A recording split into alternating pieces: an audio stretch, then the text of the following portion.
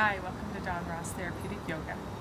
And today I am enjoying the beautiful sunshine that we are experiencing here in Calgary. What a great start to spring. I feel very, very spoiled. So I decided to bring taping of this Western moment outdoors and into my backyard. So the other weekend I taught a course on the core and how to evoke the core rather than do training that chokes the core. And so the movement today is kind of going to be twofold. One is it's going to have us experience how the leg moves in the pelvis, how the femur moves in the pelvis, as well as also then with moving actually from our midline, or having there be a real ease through the midline and trunk of the body as we move the extremities, because so often we actually push out to the distal parts of us in core work, and actually then brace against with our legs and with our arms against the earth. So what you'll need is a strap, and you'll do it up into a loop. Some of you, if your yoga strap isn't 10 feet long, you may need two straps, or you can tie a couple of old neckties together. That works too. But you'll either need kind of a rope or a yoga strap done up into a loop. And then the other thing you're going to need is a tennis ball. And we're going to start with the tennis ball. So what I'm going to get you to do is come to just a seated position with your feet on the floor, and just feel your sit bones and how your legs actually feel in your pelvis, okay? And then you're gonna take the tennis ball, place it underneath the right glute, and we're quite low down because we want to be working where the femur and the pelvis connect. And then you're gonna cross that right leg over the left knee. And if you've got the tennis ball placed in the right place, you're gonna actually feel the leg bone move and press into that tennis ball a little bit more as you rotate and bring it up. You want to make sure that the weight is in the pelvis and that you're not kind of collapsed back into the shoulders. So if you've got wrist or shoulder issues, you can just simply come down and lay all the way down onto your back, and then lift and move your pelvis on the ball. So you're kind of going to find a spot, you'll just rock side to side, or just simply rotate the leg bone, and then you'll find another spot. And you're just going to work your way around the tissue of that glute. And again, it's quite low down, and where the leg and the pelvis actually come into intersect with one another. So where the leg kind of comes and meets the bum, and the tissue of the bum. And so you'll just move and pause and move and pause. And if this is quite painful, then you can come up and do this standing at a wall. So the tennis ball between you and the wall, and then rolling out that way. Okay? You want to make sure that it's not so painful that you're not able to breathe, because then you're not going to receive the benefit. You're actually going to be triggering your stress response rather than you're calming your nervous system. You're going to be exciting it.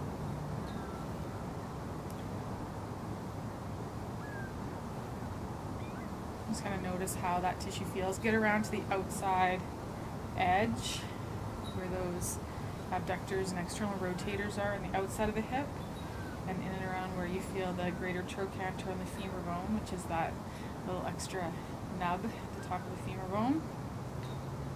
Just doing some rotation with the leg bone. And then you're going to come off, spend a few moments on that side.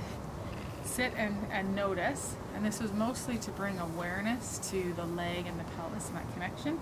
And then we're going to go onto the other side. And same thing, just kind of rock side to side. If you've got it in the right place, you'll actually feel the bone press into the tennis ball a little bit more when you get it into place.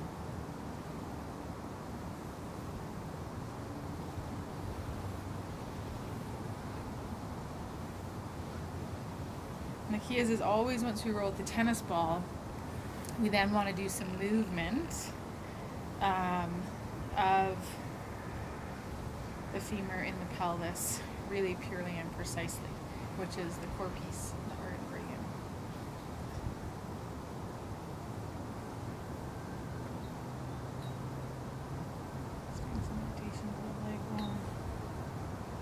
You may notice differences side to side. That might make sense based on your movement patterns. If you notice yourself in standing, if you've got more weight in one leg than another, or if you still got young kids carrying, if you've got a heavy purse. Get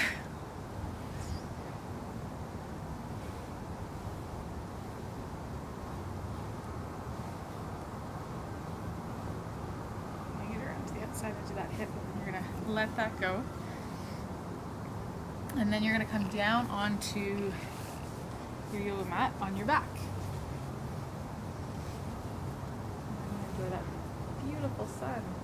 You're gonna place the strap around the ball of the foot and then bring the hands up to form a triangle with that yoga strap.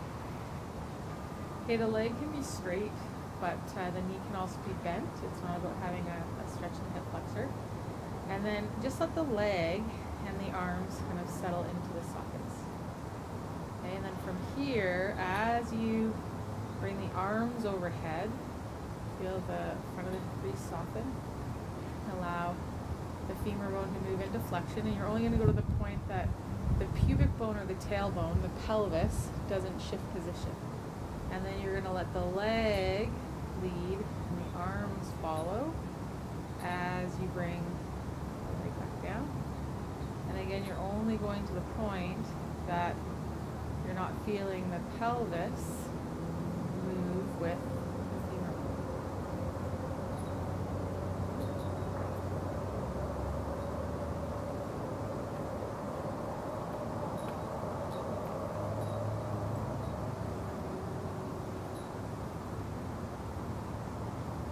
You shouldn't feel the low back changing position, because if the back is changing position, then the pelvis has moved.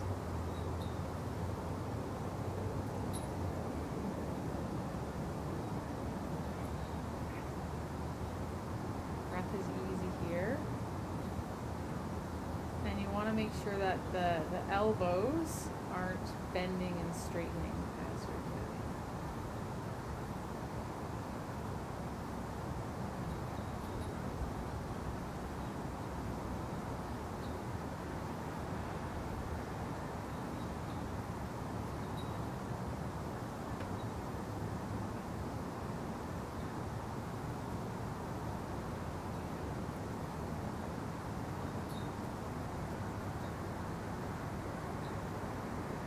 Just do 1 to 10 on that right side. Take that foot out. Just take a second to notice side to side how that leg feels like it's sitting in the hip socket, the amount of tissue that's on the floor.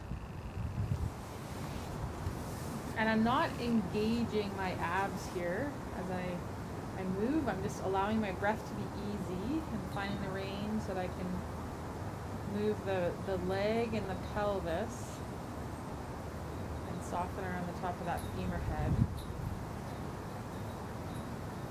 but not have the pelvis go with the leg.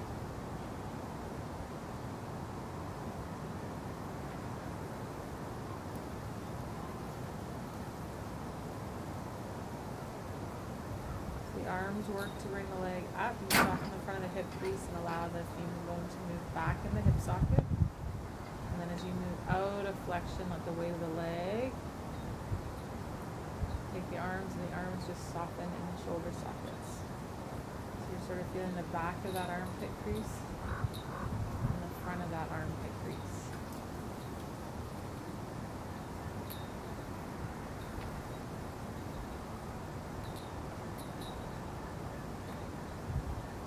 And just like the elbows aren't bending and straightening, neither is that knee.